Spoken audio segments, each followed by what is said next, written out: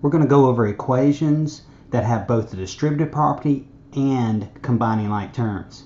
So if you see any equation where it's got parentheses in it, that's what you're going to do first. You're going to use the distributive property before you try to combine like terms.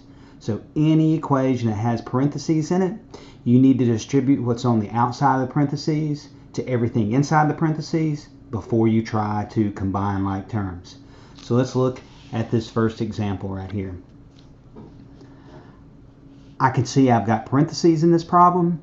That's the very first thing I need to get rid of. And the way I get rid of that is I start multiplying what's on the outside of the parentheses to what's on the inside of the parentheses. 2 times x, 2x. Notice I did not write down that sign right there because I need to multiply and see what I get, what kind of number, whether it's positive or negative, before I write any positive or negative sign down. 2 times negative 4 is negative 8. I only multiply to what's inside the parentheses. The rest of the equation, I simply bring it down. Plus 15 is equal to 13. Now I need to combine like terms. What do I need to combine together? These two are like terms. So I bring down my 2x because there's nothing I can combine with an x. And I take this negative 8 because that's a negative 8 and a positive 15 and put those together. The signs are different. I subtract, take the sign of the larger number. That's how I get a positive 7 right there. Bring down my equal sign, bring down my 13. Now it looks like a two-step equation. When you solve a two-step equation, you always do your adding and subtracting to both sides before you multiply and divide to both sides. So here's my adding right here. The opposite of adding is subtracting. That means I subtract 7 from both sides. I bring down my 2x. This cancels out. Is equal to 13 minus 7 is 6. Now I need to get rid of this 2. What's happening with this 2 and this x? You're multiplying them together. What's the opposite of that? Dividing. I need to divide both sides by 2. X is equal to 3. Let's look at another example. Our second example. Again, as soon as I see that I've got parentheses in this, I need to multiply. Bring down my 31 is equal to 3 times 2x, 6x. 3 times negative 5, negative 15.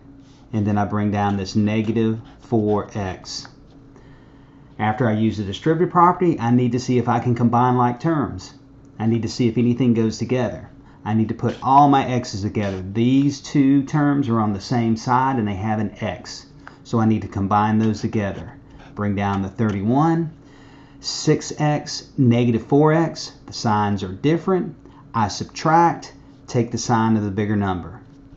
I get 2x, and then I bring down that negative 15. Now I simply have a two-step equation. In the two-step equation, I add or subtract first.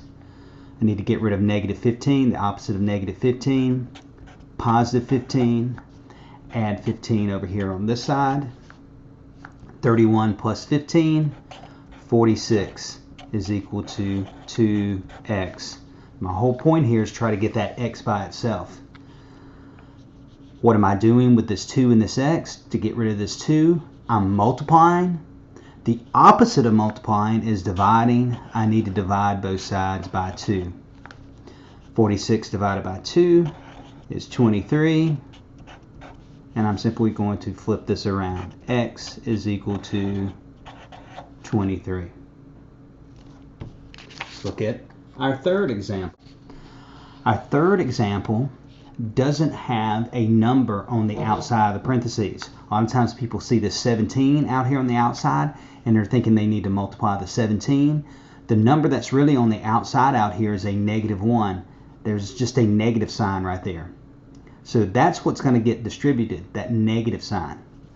So the 17 has nothing to do with the distributive property, so I'm just going to bring it down. I'm going to take this, what's like a negative 1 right here, and I'm just going to start multiplying it. A negative times a positive is a negative 6x. Notice I didn't bring that sign down because I need to multiply before I can see what kind of number it's going to be, whether it's positive or negative. A negative times a positive is negative 3. Bring down my equal sign, bring down my negative 16. Now I need to combine like terms. I need to find things that go together. This right here and this right here are two things that go together. I need to put those together. Signs are different. I subtract, take the sign of the larger number. 17 minus 3 is 14. Minus 6x, bring down my equal sign, bring down my negative 16. I've got a two-step equation here. I need to add or subtract first. What's the opposite of positive 14? Because that's a positive 14, this negative goes with the 6. What's the opposite of positive 14? Negative 14. I need to subtract 14 from both sides. That cancels that out.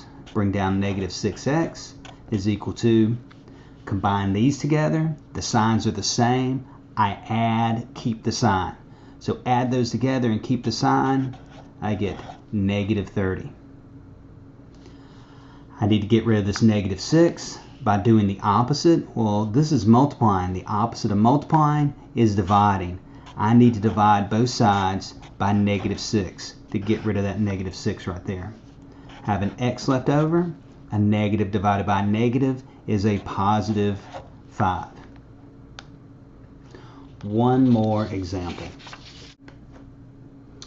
Now we're going to do example number 4. Example number 4 simply has a fraction in it. But regardless of whatever numbers on the outside of the parentheses, you need to multiply it to everything on the inside of the parentheses.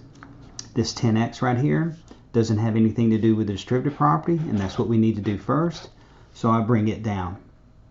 Now I'm going to take this negative 1/3, because this is a negative 1/3, and I'm going to multiply it to positive 72. So the way I do that is I take 1/3 times, and I'm going to write 72 as a fraction. That means I put a 1 under it. I multiply my top numbers together. I multiply my bottom numbers together.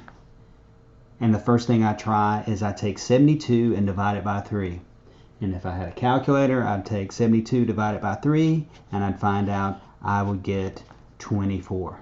So, negative 1/3 times 72 is negative 24.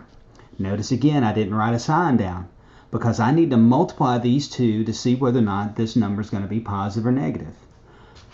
I'm going to take 1/3 and I'm going to multiply it to 45.